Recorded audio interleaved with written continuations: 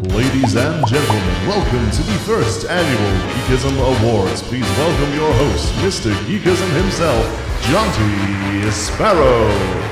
Hello you, and welcome to the inaugural Geekism Awards. Colloquially known as the CuddleDucks, these awards are going to be given out every New Year's Eve to some of the games that we've enjoyed playing the most on Geekism over the past 12 months. Please bear in mind that if you found me by accident and somehow landed on this video, we play pretty much exclusively simulation, creative, strategy kind of games, so this isn't a complete rundown of the best games of 2018, it's just the stuff I've enjoyed playing the most with our community this year. Without further ado, let's begin.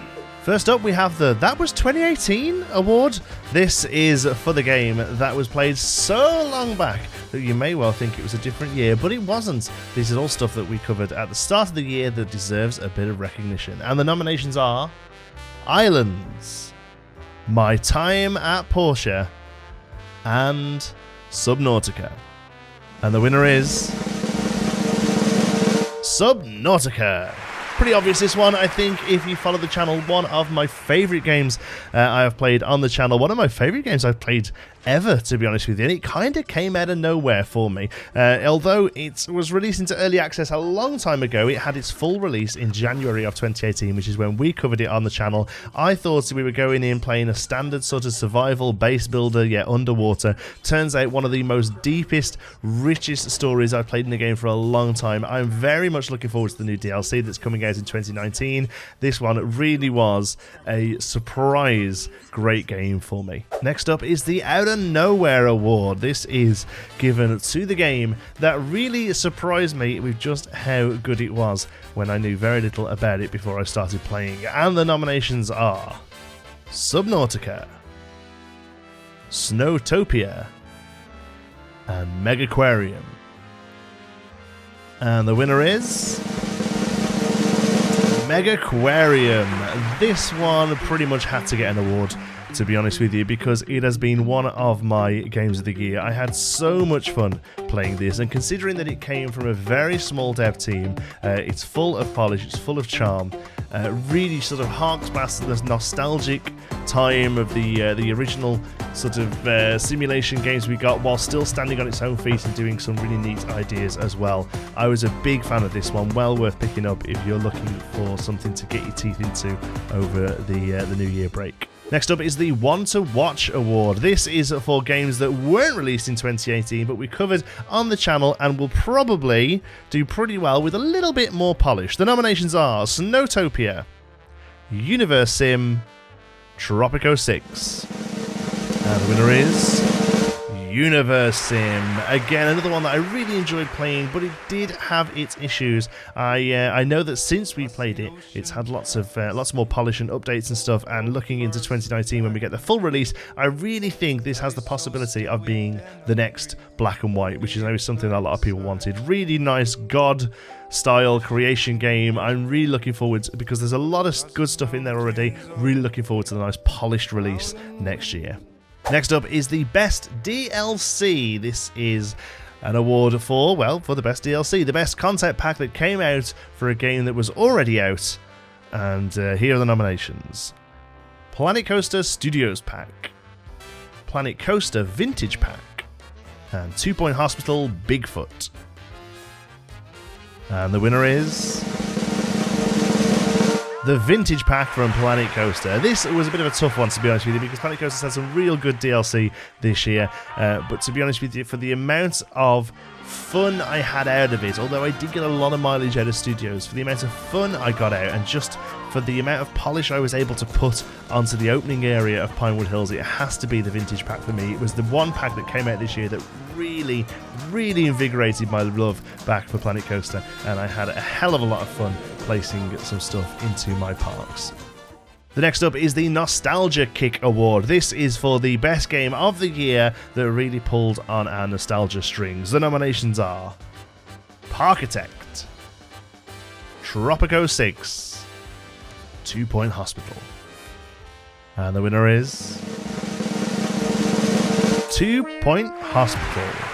There's no denying that this game wears its references on its sleeve.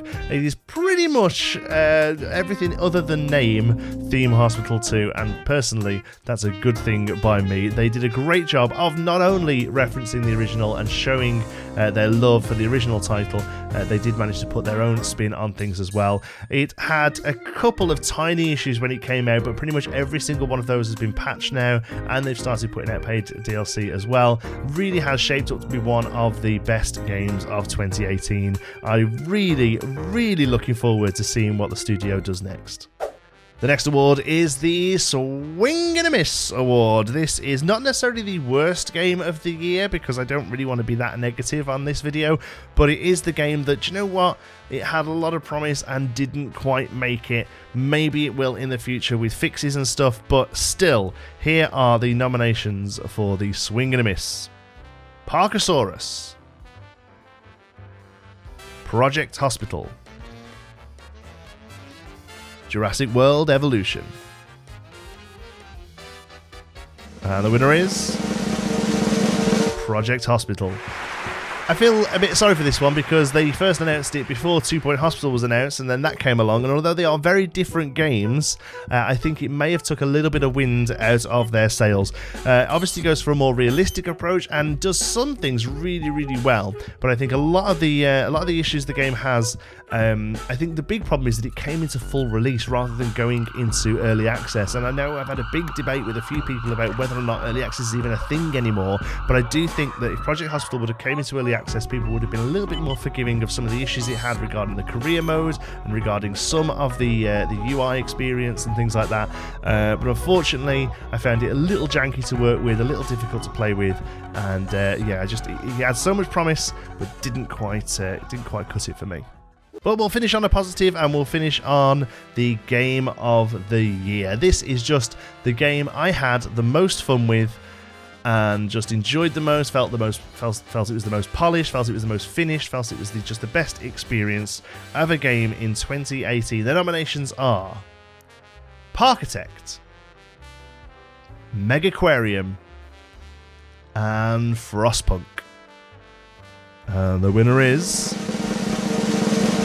Frostpunk for the Game of the Year on Geekism 2018. This may be a little bit of a surprise to some of you because, to be honest with you, it wasn't one of my best performing series, but it hasn't really come up in any of the other categories. But overall, Frostpunk for me was a really beautiful yet tragic story. It was gorgeous to look at. It was really well put together. It genuinely made me care about the decisions I was making, and the fact that it was a neat little story. I know since they've added an endless mode, I know, but the fact that it was quite a neat little story that was packaged up and finished was really refreshing. When we mostly play sort of games that kind of end when we're bored of them, it was really nice to have something that ended, told you how well you did, which often wasn't very well. It was difficult, it was gritty, it was just a really great experience, not something I've really experienced before, and I strongly recommend either you go and pick it up yourselves, or you can go back and watch our series on it and see what you think. But I had such a deep, just sort of full time with the game. It really satisfied me. Thank you so much for watching. I hope you enjoyed that and agreed with my choices. If you didn't, politely let me know in the comments what you think should have won.